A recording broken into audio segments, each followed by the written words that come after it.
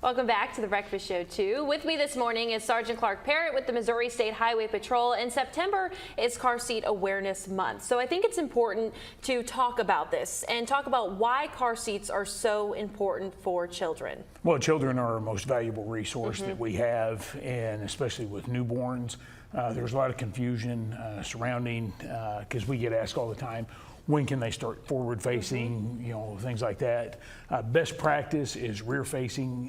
The American Pediatric Association says rear facing for at least 2 years, and then you can transition them around forward facing and then start working your way through the booster seats, car seats, that sort of thing. But right now in Missouri, the state law is 4 feet 9, 80 pounds, or 8 years of age has to stay in a booster seat. Now, there's some kids that they might hit one of those on the age, but they're just small anyway. So we just encourage people, keep your kids in a booster seat as long as you can. You can get them that will grow with the child.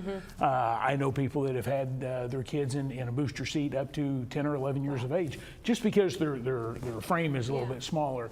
So you think about a car seat, how the threading of the seatbelt works. The seatbelts are designed for me and you. They're not designed for a 5-year-old. Right. So what happens is we want them in a booster seat because that seatbelt's going to be routed in a safe way. Most definitely. And so how do you know which car seat type is the best for your child?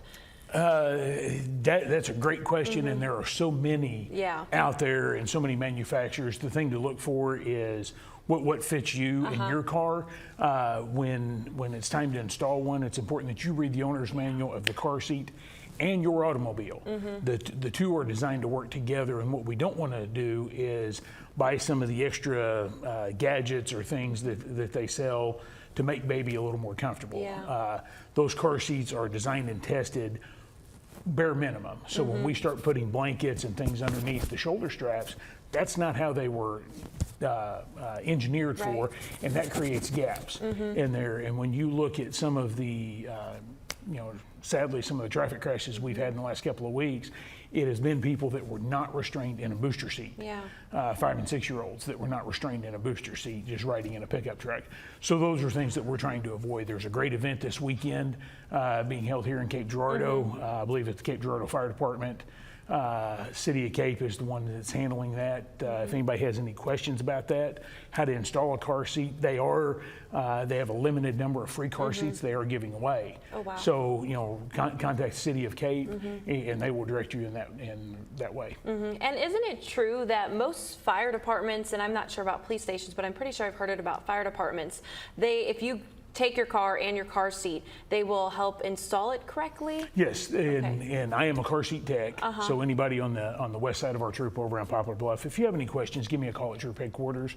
But fire departments, health departments, and a lot of hospitals have certified car techs there, because a car seat technician, especially at the hospital, unless they will pretty much install that car seat for you at the hospital, because they want to make sure that baby is safe before you leave there, and try to help you answer any of your questions. Right. Well, that's all such good information about car seat and car seat safety, but let's turn gears. So fall harvest season, that is coming up, and obviously lots of farmers are going to be out and about. So what should drivers look out for as fall harvest season is about? Well, with the farmers out cutting rice and beans and corn right now, cotton season's not quite on us yet, but because of the dry weather, they're running 24/7. And those trucks and things are going to be out when you least expect them, especially on some of the 2-lane roads. So we just encourage people, be aware that combines are going to be out, tractors are going to be out. There may be 3 or 4 of them. Don't try to pass them. But at the same time, our farmers need to understand that they can't back traffic up all the way, behind them. So just take patience. That's the big thing, because without our farmers, we can't eat, we don't have clothes, things like that. So we need to make sure that we're giving our farmers every opportunity to get their crops out. And then is there anything that the farmers can do to watch out for drivers that are on the road? When we put our crops in the spring, if there was an issue with your truck or your trailer, and you're like, well, I'll do that tomorrow.